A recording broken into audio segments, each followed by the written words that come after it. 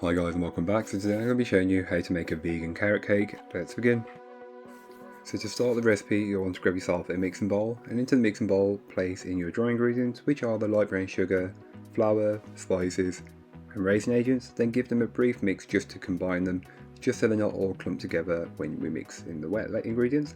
So just mix on a low speed, and then you can go ahead and start adding in your wet ingredients, which I like to start with the oil, followed by the vanilla extract, then the milk or the buttermilk alternative. I've used coconut milk, but feel free to use whichever you can get. And then add in your carrots. And you'll want to do this as quickly as possible, as you don't want the carrots to release too much moisture from being over mixed. Give the bowl a good scraping down, and this is just to incorporate any bits that may not have been fully worked in from earlier on. Once you've done this, you can then divide the cake batter between your cake tins. I've done 2, but feel free to make it 3 if you wanted slightly thinner layers, as this does create quite a big carrot cake. For a small size cake, the layers are quite thick, but feel free to switch it up and make it 3 but lower the baking time. I will leave all that information in the blog post, which will be linked down below. To make the icing, simply place your butter and icing sugar along with your vanilla extract into a mixer and mix on a low speed to start with, working up to a medium-high speed, and then mix until the mixture is lighter and fluffier. I did add a little bit of purple food colouring to get the more white coloured buttercream, but feel free to leave it as a slightly yellow hue. That's completely up to you.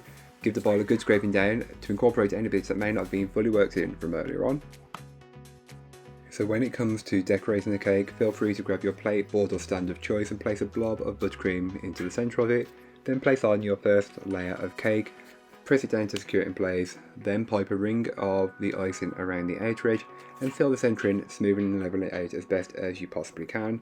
Then placing the second layer of cake on top and repeating the process of piping a ring and filling it in. But then I like to just use my small crank palette knife that I'm using here to create a swirl on top of the cake. Again, this is completely optional.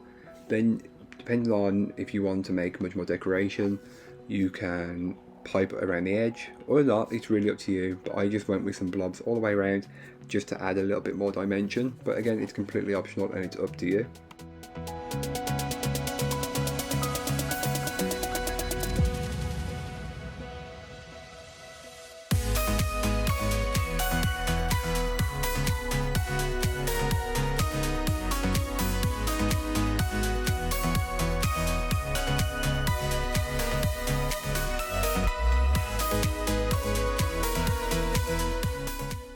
So thank you so much for watching. I hope you enjoyed. If you did, don't forget to like, comment and subscribe for more from me, and I'll be back again very soon with another recipe, so join me then.